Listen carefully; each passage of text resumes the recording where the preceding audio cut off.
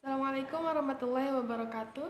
Perkenalkan, nama saya Nurul Fatimah Yatus Soleha, NIM saya 20410502040 dari Ekonomi Syariah 2. Baik, di sini saya akan menjelaskan kembali apa yang sudah disampaikan oleh Bapak Abdul Wadud Nafis LC.MEI, yaitu mengenai konsep dasar ekonomi Islam. Kita sebagai umat Islam penting memahami salah satu ajaran, yaitu tentang konsep ekonomi. Karena di dunia ini yang kita tahu yaitu ekonomi yang berkembang hanyalah ada dua aliran, yaitu aliran kapitalis dan aliran sosialis. Akan tetapi kita sebagai umat Muslim penting memahami apa itu ekonomi Islam dan apa prinsip-prinsip ekonomi Islam itu sendiri, sehingga kita mengetahui di mana letak perbedaan antara ekonomi aliran kapitalis dan ekonomi aliran sosialis. Sebelum kita mengetahui apa itu ekonomi Islam, kita terlebih dahulu akan membahas apa sih ilmu ekonomi. Ya, ilmu ekonomi adalah sebuah cabang ekonomi yang membahas dan mempelajari perilaku manusia tentang untuk mengetahui kebutuhannya. Jadi, ilmu ekonomi itu adalah ilmu yang mempelajari bagaimana cara perilaku manusia dalam memenuhi kebutuhannya. Contohnya seperti, sebelum beraktivitas, kita membutuhkan makanan untuk mendapatkan energi, dan makanan kita membutuhkan nasi. Sebelum menjadi nasi, kita membutuhkan beras. Sebelum menjadi beras, kita membutuhkan padi. Dan sebelum menjadi padi, kita membutuhkan sawah untuk menanam padi tersebut.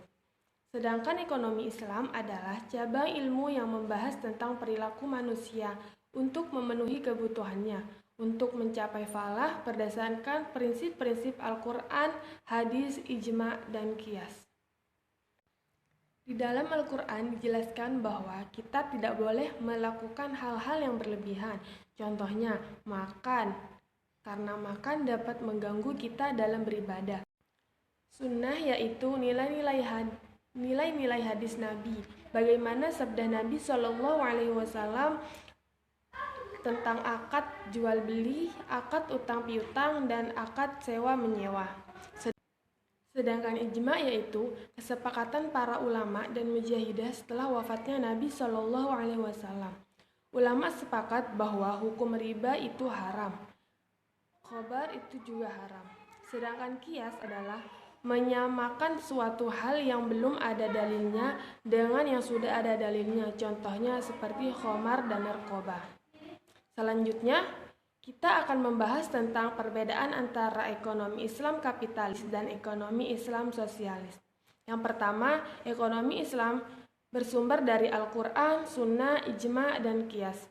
Yang kedua, kapitalis bersumber dari pemikiran dan pengalaman manusia. Yang ketiga, sosialis bersumber dari pemikiran penggunaan manusia. Yang kedua, dalam kegiatan berekonomi Islam, kegiatan ekonomi sendiri dikontrol oleh syariat Islam, sedangkan kapitalis kompetisi usaha bebas. Sosialis tidak terjadi mekanisme pasar dan tidak ada persaingan karena sudah diatur. Yang ketiga, pemilikan dari ekonomi Islam itu sendiri pengakuan memiliki secara nismi, sedangkan kapitalis pengakuan pemilikan secara bebas. Dan juga sedangkan sosialis pengakuan pemilikan individu, semua alat produksi pemilik umum. Kemudian ekonomi Islam memiliki kesejahteraan bersifat jasmani, rohani, dan akal. Sedangkan kapitalis dan sosialis hanya memiliki kesejahteraan jasmani belaka. Ekonomi Islam mekanisme pasar bekerja menurut masalah seperti tidak dibolehkannya adanya riba. Ekonomi kapitalis mekanisme pasar dibiarkan berjalan begitu saja. Sedangkan ekonomi sosial mekanisme pasar dijalankan oleh perencanaan pusat pemerintah. Jadi, itu perbedaan antara ekonomi Islam, ekonomi kapitalis, dan ekonomi sosialis. Yang terakhir, prinsip-prinsip Islam yang dimana dalam prinsip ekonomi Islam kita harus terbebas dari maisir, gharar, dan riba. Jadi, maisir sendiri itu judi. Sangat jelas bahwa judi itu tidak diperbolehkan oleh agama. karena mempertaruhkan kesenangan kita untuk kesenangan kemudian. Larangan mesir gharar dan riba, bahwa ketiga tersebut sudah tidak diperbolehkan oleh agama dan dalam melakukan kegiatan ekonomi. Cukup sekian yang bisa saya sampaikan, kurang dan lebihnya mohon dimaafkan. Wassalamualaikum warahmatullahi wabarakatuh.